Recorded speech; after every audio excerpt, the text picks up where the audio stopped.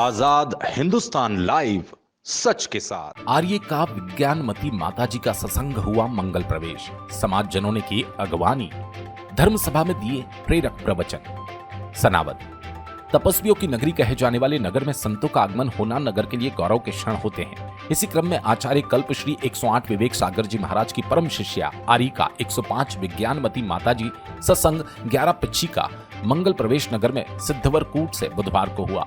आरिका संघ निरंतर 5 माह से इंदौर में चातुर्मास कर ज्ञान की गंगा प्रवाह कर ऊन 52 गजाची क्षेत्र की ओर अग्रसर है।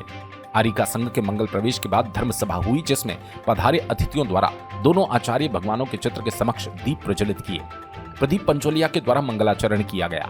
माताजी ने अपनी बात रखते हुए कहा, धर्म करने के लिए सबसे पहले विवेक की आवश्यकता होती है। धर्म की क्रियाएं 2 होती है। विवेक पूर्वक क्रियाओं के बिना धर्म नहीं होता, क्योंकि बिना विवेक के जीव की हिंसा अवश्य होती है। जीवों की उत्पत्ति कहाँ होती है, कैसे होती है, किस प्रकार होती है, इसका ज्ञान जरूरी है।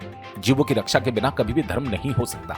जब भी हम अपने घरों में, कामों में या मंदिरों के काम में जहां भी कुछ भी जीतने, चाहे योग के क्षेत्र में हो या भोग के क्षेत्र में, जितने भी कार्य करते हो वो सब होते हैं। आचार्य महाराज कहते हैं कि यदि वो प्रतिमाधारी है तो उनकी निरंतर निर्जरा होती है, क्योंकि उसका लक्ष्य भोग में भी योग का बना रहता है। हम कब घर के कार्य करते हैं, घर के कार्य करते समय हमारे में कितना विवेक है, ये हमारा आचरण बताता है। धर्म सभा में विराजमान मुनि श्री प्रबोध सागर महाराज ने कहा, सारी दुनिया को सीमित करके, संसार को सीमित करके अपने अंतरंग में जो है पास खेल का आनंद ले रहा है। अंतरंग आनंद से हम क्यों वंचित हैं? बाहर में इंद्रियों को अपने आप उलझा रखे हैं, जो अपने निकट नहीं आने देते। इतना अनमोल जीवन है, इतनी दुर्लभता से प्राप्त हुआ, लेकिन हम उसका आकलन नहीं कर पा रहे। हमने इसे खेल समझ लिया। जो इस बात को समझ लेता है वो बहुत ही महत्वपूर्ण हो जाता है। अंत में मुनिश्री प्रयोग सागर महाराज ने अपनी अमृतवाणी से रसपान करवाते हुए कहा, राग और द्वेष के पीछे मूल कारण है अज्ञानता।